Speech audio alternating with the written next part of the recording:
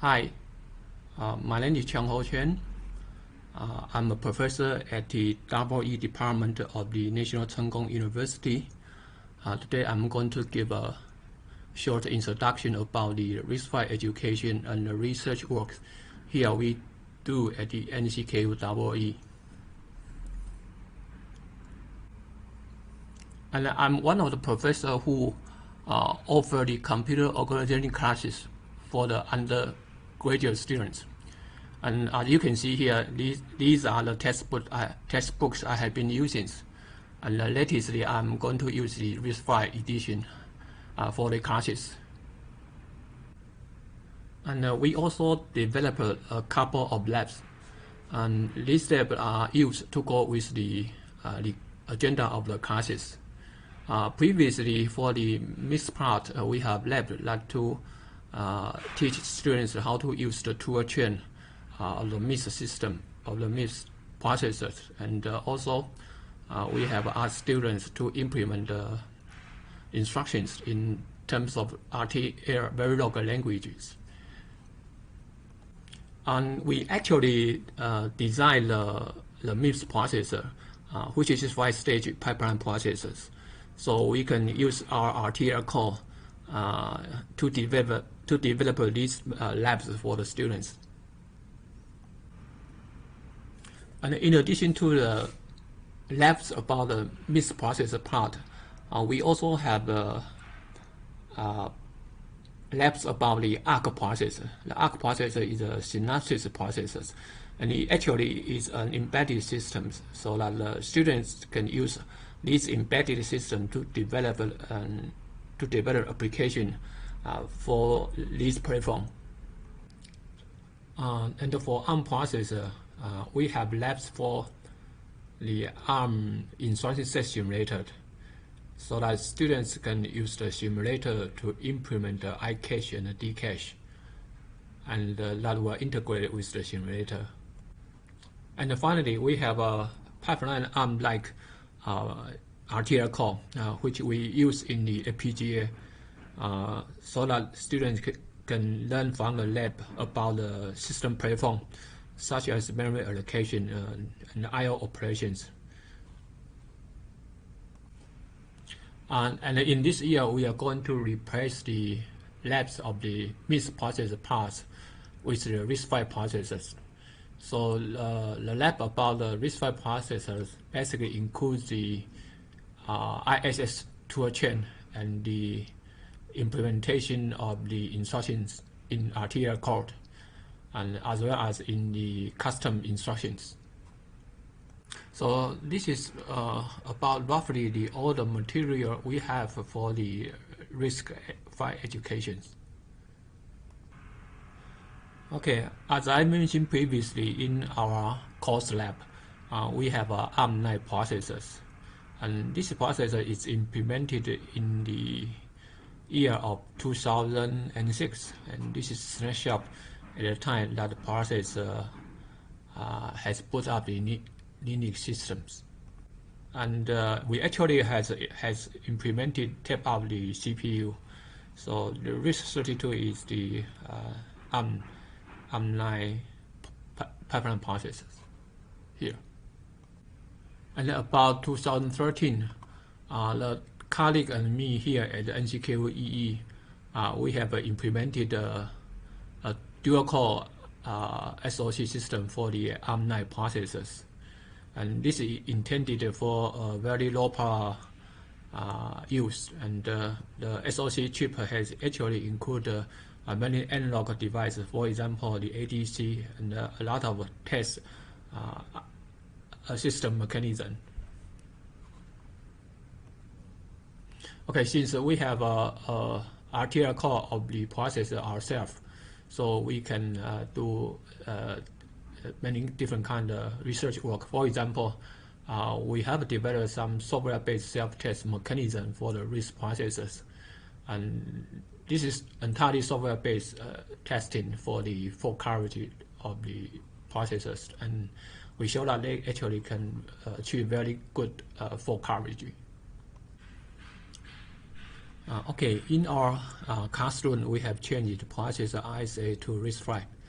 And in some of our research work, we have included the RISC-V processor into the system. For example, here is a SIMT general purpose GPU. Currently, we are developing, and this GPU. This GPU is intended for edge computing, so it is not a large-scale, high-performance GPU. We emphasize its low power consumption and the good performance in terms of SIMT operations. And it will support the OpenShift computing platform, as well as the Google TensorFlow framework. And the RISC-V processor in this system will be used as a host of the chip. So, for example, the operating system will run on the RISC-V processors, and then the software stack that support the GPU operation. For example, the OpenShift runtime and the TensorFlow runtime, and all these execution will be on the RISC-V processor. For the GPU system, we wish to achieve the so-called shared virtual address access. And so in this way, both the GPU and the CPU, they can see the same memory address space. So by doing this, all the master in the system, they can access the data and without memory copy. And this is different from majority of current systems. And so this is why we choose to include the RISC-V processor into the system, so that we can leverage the memory unit of the RISC-V system and in the GPU. Okay, the Castle GPU has a SIMT execution model.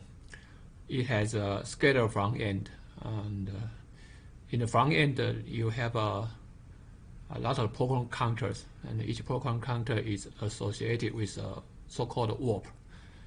And a warp scheduler will select one of the warp and issue instruction for execution to the SIMT backend. So the hardware implementation will can determine how many warps the system will support, and the other is warp size. So we implement the GPU hardware using CMC languages, so the system can be modeled in cycle accurate as well as pin accurate. And at the same time, we are developing the hardware model for the processor. We are also implementing the API for the OpenShift systems, so that the OpenShift computing programs can be evaluated on the hardware systems. With the accurate hardware models, we can assess the performance from the application. Okay, this slide shows you the entire heterogeneous system that we are currently developing. At the bottom here is the Castle GPU, and that will go with the RISC-V processors.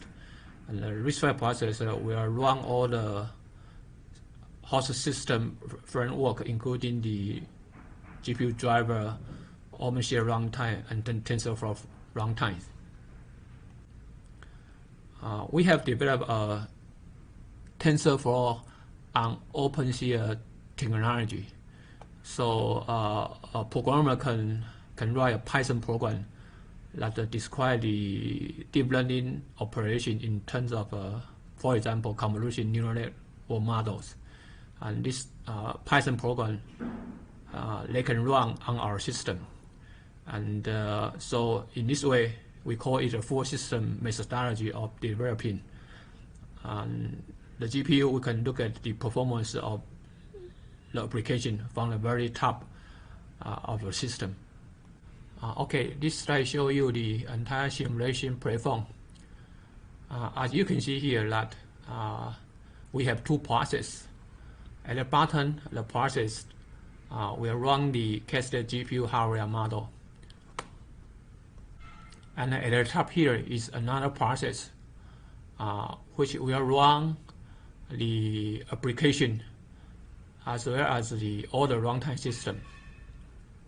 And the two processes will communicate through the shared memory mechanism. And both of the processes are run on a Linux server. So far, the application and the runtime systems and the server system are compiled into the x86 binary. Okay, the cascaded GPU, our GPU, is based on an ISA called SCARE. And actually, we only implement a subset of the SCARE ISA. And at the early stage of the evaluation, we use the compiler from AMD. AMD has an OpenShield compiler called ShieldOC. And we use that as the compiler for the performance evaluation.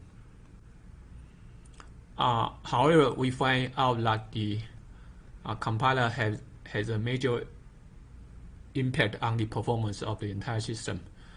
So we decide to write a compiler for our GPU processors. So we developed the compiler, the OpenShield compiler, based on the LLVM framework. We have implemented many optimization schemes inside the compiler. For example, we try to reduce the number of conditional branch executions, replaced by the conditional execution of instructions, and to unload the loop, and also instructions scheduling for memory instructions.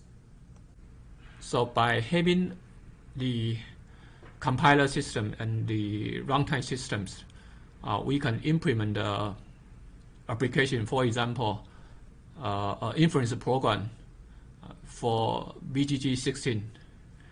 Then we can run the same application on our machines and on the real machine, for example, the NVIDIA TX2, and also you can run it on the Intel multi-core systems.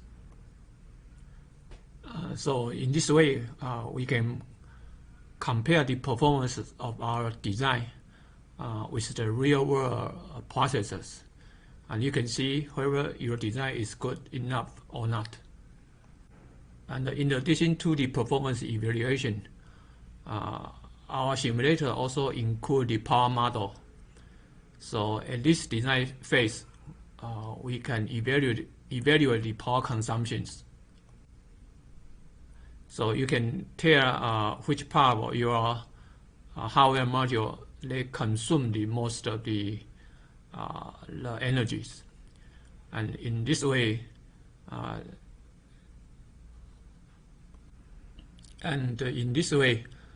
you can revise your design for good energy efficiency. So our efforts now are going to move the runtime systems from the x86 platform to the RISC-V platform. And so you can download our GPU simulation system from the GitHub, and the runtime host is x86. Okay, in addition to the GPU, we also use RISC-V in our deep learning accelerator project. So this part of work will include the design of the neural process unit, the ISA for the NPU, and to include this NPU ISA into the RISC-V compiler. So here we need to leverage some of the deep learning compiler framework, for example, the TVN or GROW. Okay, so I want to thank you for your listening.